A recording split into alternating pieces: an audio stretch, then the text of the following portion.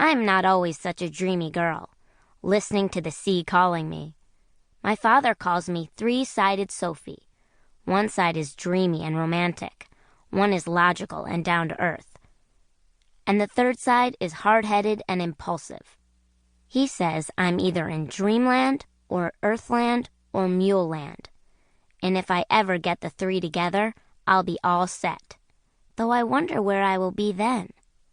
If I'm not in dreamland or earthland or muleland, where will I be? My father says my logical side is most like him, and the dreamy side most like my mother, which isn't entirely fair, I don't think. My father likes to think of himself as a logical man, but he is the one who pores over pictures of exotic lands and says things like, "We should go on a safari," and "We should zip through the air in a hot air balloon." And although my mother is a weaver and spins silky cloths and wears flowing dresses, she is the one who gives me sailing textbooks and makes me study water safety and weather prediction and says things like, "Yes, Sophie, I taught you to sail, but that doesn't mean I like the idea of you being out there alone on the water. I want you to stay home, here, with me, safe." My father says he doesn't know who my hard-headed mule side resembles. He says mules don't run in the family. I am 13, and I'm going to sail across the ocean. Although I would like to go alone, flying over the water, I'm not. My mule self begged a place aboard a 45-foot sailboat with a motley crew, 3 uncles and 2 cousins. The uncles, Stu, Mo, and Doc, are my mother's brothers, and she told them, "If the slightest harm comes to my Sophie, I'll string you all up by your toes."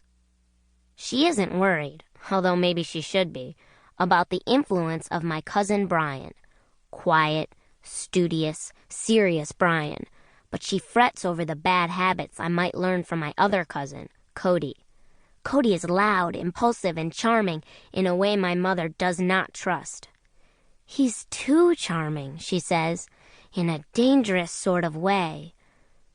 My mother isn't the only person who is not thrilled for me to take this trip. My uncles, Stu and Mo, tried their best to talk me out of it. It's going to be a bunch of us guys, doing guy things, and it wouldn't be a very pleasant place for a girl. And, "Wouldn't you rather stay home, Sophie, where you could have a shower every day?" And, "It's a lot of hard work," and yakety-yak they went. But I was determined to go, and my mule self kicked in, spouting a slew of sailing and weather terms, battering them over the head with all the things I'd learned in my sailing books, and with some things I'd made up, for good measure. Uncle Doc, the good uncle, I call him, because he's the one who doesn't see any harm in my coming, said, "Heck, she knows more about boats than Brian and Cody put together," and so they caved in. There are 2 other reasons my mother has not tied me to my bed and refused to let me go.